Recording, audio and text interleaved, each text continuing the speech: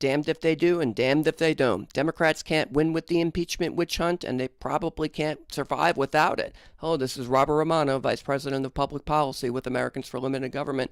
And today we're going to be talking about impeachment and what it means for Democrats going forward into the 2020 election cycle. Do they derive any advantage from pursuing impeachment, or does it hurt them? We're going to kind of look at the factors that are playing into the Democratic mindset right now. And we're going to look at a Morning Consult-Politico poll where we're looking at what Democratic attitudes and overall attitudes are towards impeachment. And here you find that 53% of Democrats say impeachment should be a top priority. That's so the majority of Democrats are on board with impeachment. They've been bought the whole line that President Donald Trump and his campaign were Russian agents, I suppose, who helped to steal the 2016 election. It should have been Hillary Clinton's, but Trump won, and he won with the help of Russia. And so more than half of Democrats want to see Trump removed from office. Unfortunately for Democrats, only 28% of the overall voting public wants to see President Trump removed from office. And actually 41% are opposed to that. So if it's 41% to 28%, that means that but the public pretty much doesn't think that impeachment is a good thing, but a majority of Democrats do. Also of note, 11% of Democrats say impeachment should not be done. So you have 41% of the public who says no, and that includes 11% of Democrats who say no impeachment. And so Republicans are overwhelmingly against impeachment, obviously. Independents are coming out against it. But what are Democrats doing? Democrats are pursuing impeachment. They want to see it happen. They want to see it happen soon. But it creates, I think, a little friction in the voting public here, where if Pelosi and Nadler and Adam Schiff, they move forward with impeachment, it'll help shore up their political base of Democrats. But they may turn off the rest of the voting public who doesn't want to see impeachment. So again, the 28% of voters, only 28% say impeachment should be a top priority. So by going with impeachment, they would be going against the voting public, although they'd be going with their own base. If they don't do impeachment, on the other hand, their base is going to feel betrayed. They've been sold a bill of goods about Trump being a Russian agent who's in cahoots with the Kremlin and Vladimir Putin, so he has to be removed. How could it be any other way? How can the Congress, especially with Democrats in control of the House, how could they allow President Trump to continue serving in office? He's a foreign agent. How can this be? And so that's an obvious friction there.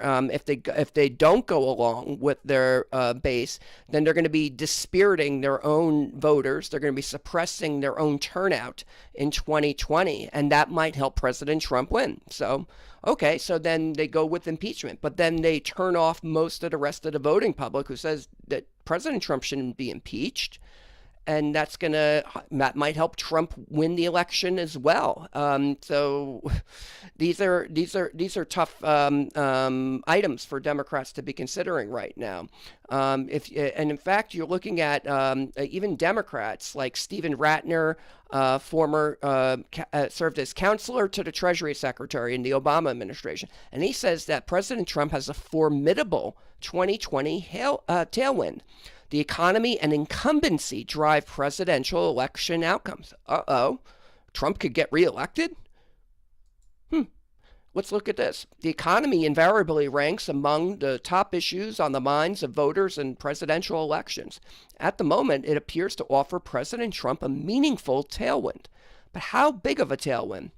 Fortunately, economists have worked hard to develop models for predicting election outcomes, and according to one of the best of them, it should be quite large.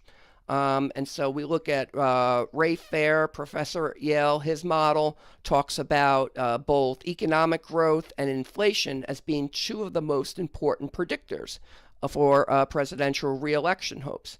And so we've looked at this in the past where you can see that in the first quarter of 2019, the economy grew at an inflation adjusted 3.2%. And that's pretty good. It grew at about 2.9% in 2018. And so it appears to be accelerating at the moment. That's good. And then you see inflation. You have price stability right now, 2% inflation. That's not too high, not too low. That's what the central bank would probably say is just right. So the other factor that Professor Fair at Yale looks at is incumbency. It's also an important determiner in presidential election outcomes, particularly re-elections. I've looked at this in the past. So in modern history, you have since 1952, incumbent presidents have an 87.5% chance of being reelected. Incumbent parties, I should say, incumbent parties. So if the Republicans holding the White House and a Republicans running, that helps. Who have served one term, though. Once you get into the second term or the third term of an incumbent party, the chances for re-election start to drop commensurately. So George H.W. Bush is not included in the 87.5% of one-term incumbent party re-elections because he was serving he had served the third Reagan term. So in 1988.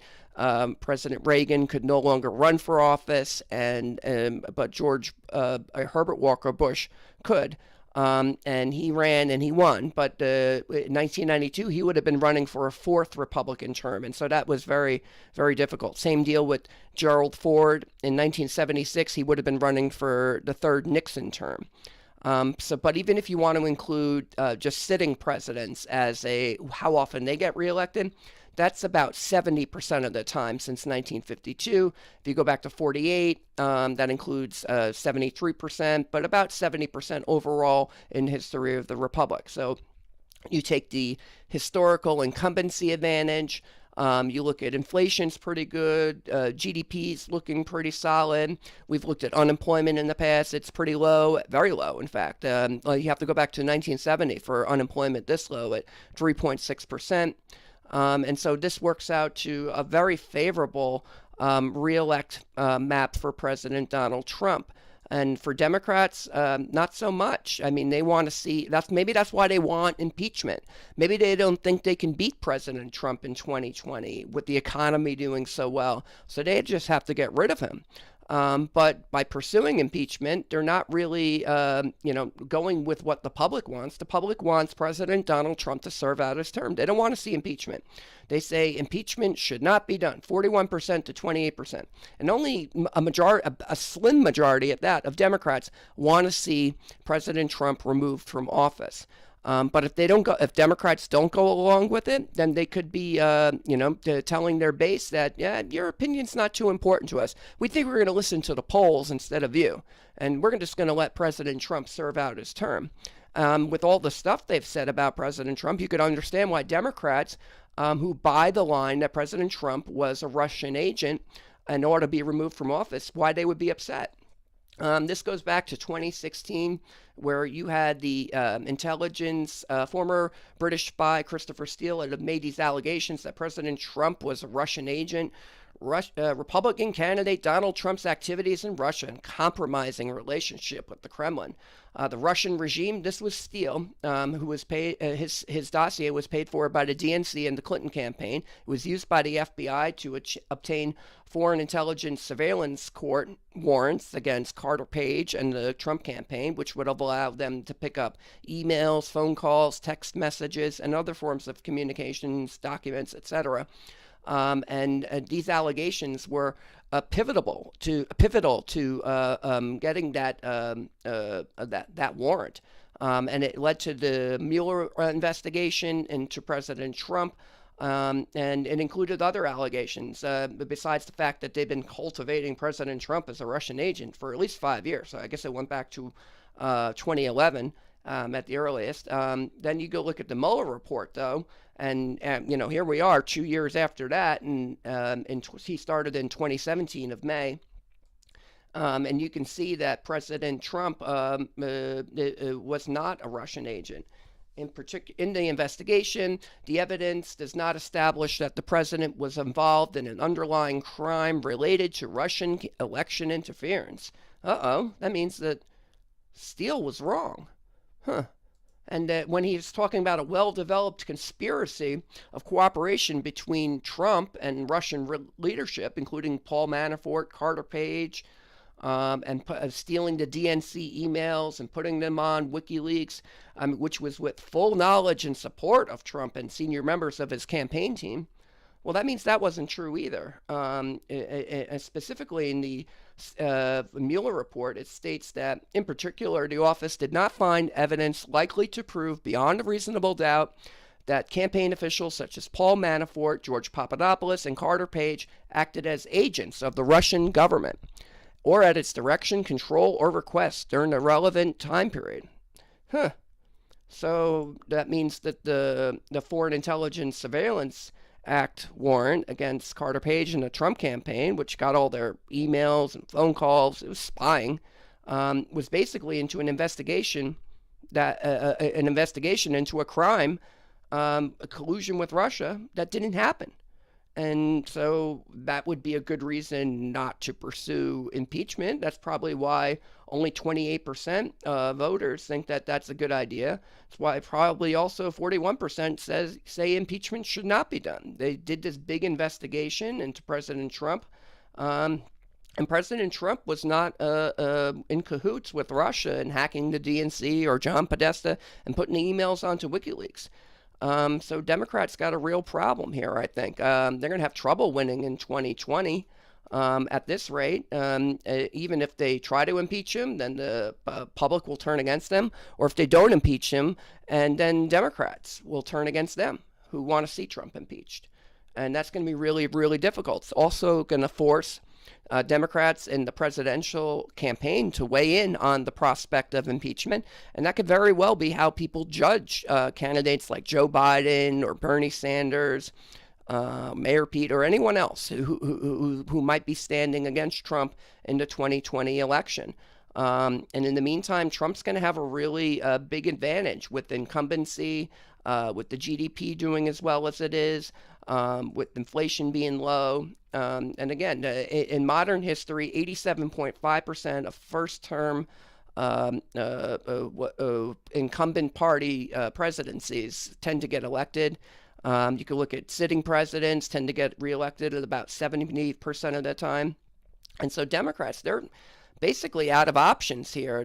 Maybe the only way they could possibly remove Trump from office, although it might not help them win the election, is to try to impeach him. But that's certain to fail in the U.S. Senate. And so the House, under Nancy Pelosi's leadership, Judiciary Committee Chairman Gerald Nadler, House Intelligence Committee Chairman Adam Schiff, they're wasting the American people's time. President Trump is going to serve out his term, and if history is any judge, he's going to probably get reelected.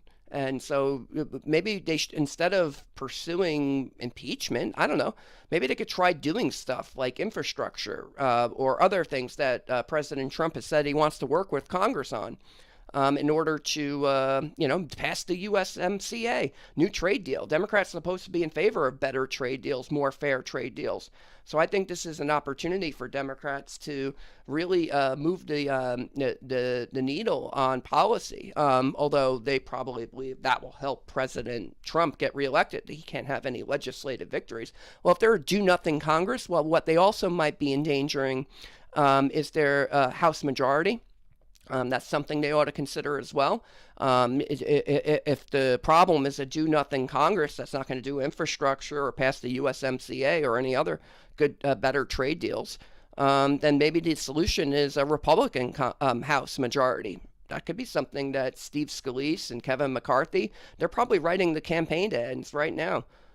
So Democrats say if they're not going to win the election anyways, well, maybe they should just do what's good for the country, to work on some issues with President Trump, do better trade deals, maybe work out something on infrastructure. And I'll leave you with my closing here. They're damned if they do and damned if they don't. If they can pursue impeachment, but when their party fails, the country will turn against Democrats because they're pursuing the fantasy still that President Trump was a Russian agent. Either way, they're probably not going to stop Trump from getting reelected. So with that in mind, why not do something that's actually good for the country for a change? That's the commentary. This is Robert Romano, Vice President of Public Policy with Americans for Limited Government, dailytorch.com. Hit that subscribe button and have a great day.